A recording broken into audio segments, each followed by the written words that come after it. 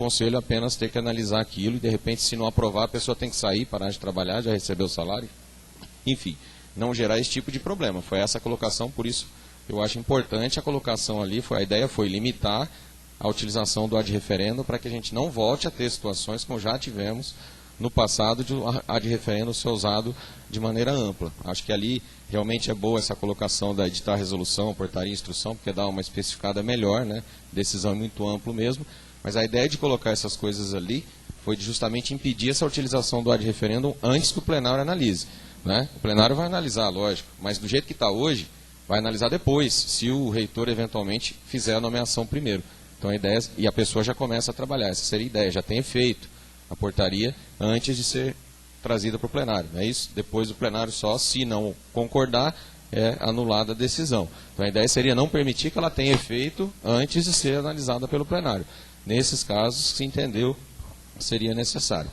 Com relação ao impacto orçamentário financeiro, eu tenho uma visão diferente. Lógico, o senhor é doutor no assunto, tem uma experiência muito grande na área pública, eu tenho uma experiência menor. Mas, no meu conceito, impacto orçamentário não significa qualquer coisa, não. Impacto significa mudar o orçamento. Se eu tenho um orçamento pré-determinado de gastos e eu sigo aquele orçamento, nenhuma decisão minha seguindo o orçamento representa impacto orçamentário. Só aquela que muda o orçamento pré-determinado. Então, se a FEB tem lá uma verba que é destinada para compra de papel, etc., etc., usar essa verba dentro, existe isso ou não, Wander? Se eu uso as verbas dentro daquilo que está determinado no orçamento, isso não é impacto orçamentário. Impacto é mudar, é ter uma decisão que altera aquilo que foi pré-determinado no orçamento. Pelo menos na área pública, me parece que seria isso. Né? Na visão, por exemplo, da Lei de Responsabilidade Fiscal, onde aparece o impacto orçamentário, proibindo que se façam situações que gerem impacto, o impacto quer dizer mudar o que está previsto antes. Se está previsto que eu vou ter uma arrecadação de 100 e eu prevejo o gasto de 100, gastando 100, se a arrecadação foi de 100, não tem impacto nenhum, eu estou gastando o que foi previsto. O que a gente quis dizer ali, e aí por isso não colocamos o percentual, é que se eu quiser se o reitor quiser fazer alguma coisa que vai gerar uma alteração do orçamento pré-determinado, mudando, fazendo com que ele não possa investir o dinheiro em outra área, como já estava pré-determinado, isso tem que vir ser analisado pelo plenário. Não qualquer compra tem que passar por aqui, a ideia não é essa, porque, no meu ponto de vista, uma compra simples, que já está devidamente prevista no orçamento, que já tem uma dotação orçamentária própria, utilizar a dotação não é impacto orçamentário, é utilizar o que está previsto. Seria criar uma coisa que não está prevista, aumentando um gasto dentro daquilo que foi previsto inicialmente. Então essa foi a ideia da comissão. Eu particularmente não entendo que impacto orçamentário é qualquer compra que eu faça porque gera gasto. Não, se ela está prevista no orçamento, não é impacto orçamentário. Impacto é mudar, é criar uma coisa que altere o que está pré-determinado. Aí sim a gente entraria digamos, no espírito ali da nossa colocação da alteração do impacto orçamentário. Foi esse. Né? Então, assim, para explicar o que a gente quis colocar, continuo achando que seria importante colocar algumas coisas ali para restringir a possibilidade de utilização do ad referendum antes do plenário se manifestar. Porque o problema não é usar o ad referendum, não é o fato de não vir para o plenário analisar, porque de qualquer maneira vem. O problema é permitir que a decisão tenha efeito antes que o plenário analise e, eventualmente, se ela não for aprovada pelo plenário, você já gerou uma situação prática de alguém que já está trabalhando, está recebendo, o dinheiro já foi usado, eventualmente o plenário pode não aprovar, e aí, né, como aconteceu antigamente, de simplesmente se homologar o que já foi feito, porque já foi feito mesmo, então agora não tem jeito. A ideia seria tentar impedir que qualquer outro que viesse aí, de repente, né, com uma ideia maluca, aí, comece a usar o ad referendum de novo, né, à torta direito, e o plenário acaba só homologando as coisas que ele já fez. Claro que existe a responsabilidade do plenário de não fazer isso, evidentemente, né, do Consul de não aprovar tudo aquilo só porque já foi feito. Mas não sei se não seria interessante, essa foi a sugestão da comissão, é isso que eu estou tentando explicar, de nós já colocarmos algumas limitações para evitar que isso aconteça em certos casos, já em primeiro ponto. Então foi isso que a comissão, né, analisou e é por isso a sugestão que a gente fez. Gostaria de solicitar a palavra para o professor Reginaldo, gostaria de fazer uma colocação no seguinte sentido. Hoje nós temos o plano de cargos e salários, né, de carreira, o plano de carreira, tanto da parte dos funcionários quanto da parte dos professores. Então, os cargos que já existem, dentro dessa tua colocação, Gustavo, na verdade, aqueles cargos que estão lá previstos no plano dos funcionários, né, que aí entra toda a parte de assessoria, os órgãos, né, de assessoria e de apoio, todos eles estão previstos, né, e foi aprovado pelo colegiado, né. A gente tem feito uma análise muito criteriosa do preenchimento desses cargos, porque não cabe preencher tudo de uma vez, não tem orçamento para isso. Tá? Mas eles estão previstos. Né? Cargos que têm que ter critério técnico e não são de livre nomeação, eles vão ter que, obviamente, passar por um procedimento de seleção, de seleção dessa pessoa, desse profissional. Agora, os cargos de livre nomeação, que já estão previstos no plano, esses, dentro dessa tua colocação, esses representam impacto orçamentário, uma vez que estão previstos, uma vez que estão lá, designados como de livre nomeação. Tá?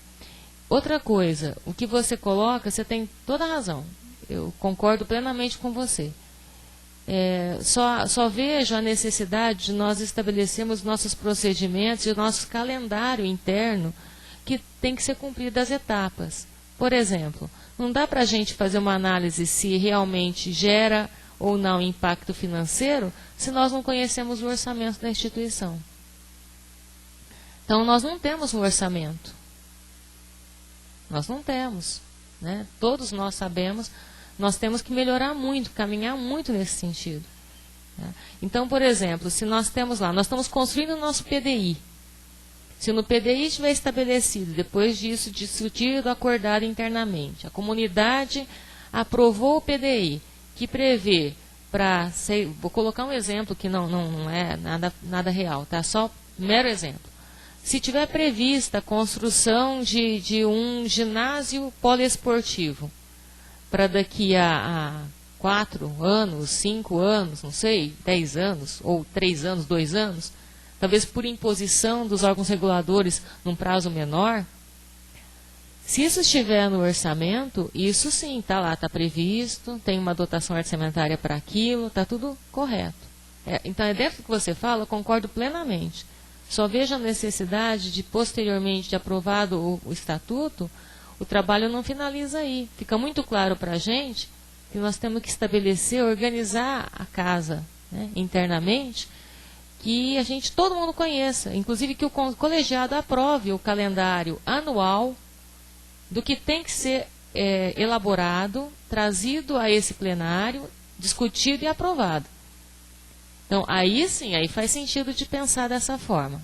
Tá? Hoje, não dá para construir de uma vez só tudo, né? Então, fez o plano de carreira, beleza. Então, agora eu acho que a gente tem que caminhar mais. E minha colocação é só no sentido de falar para... Né, minha colocação é que não se encerra com a elaboração do estatuto. Isso é só o começo e nós vamos ter que trabalhar muito para conseguirmos fazer da forma como você está colocando. Porque senão fica meras palavras e não tem fundamentação, não tem embasamento para a gente poder agir. E aí amarra a reitoria. Que aí fica, o que vem primeiro, o ovo ou a galinha? Se eu não tenho uma dotação orçamentária, eu não tenho um orçamento descritivo do que vai ser feito para o ano seguinte, eu não sei o que é o impacto, o que não é impacto, como é que eu trabalho? O que eu submeto e o que eu não submeto?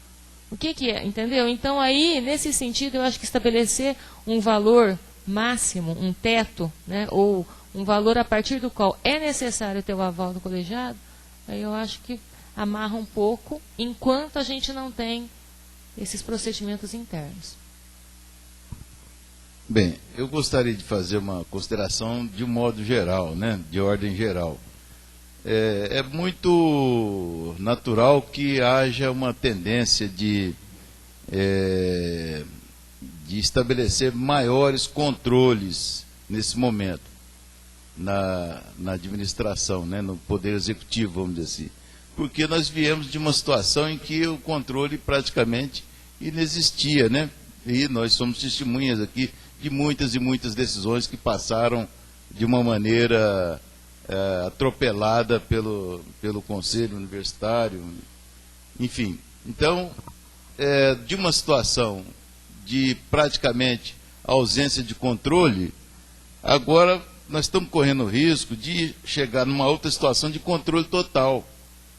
Mas é preciso ver se isso vamos dizer assim, conveniente, né? Até que ponto isso é conveniente?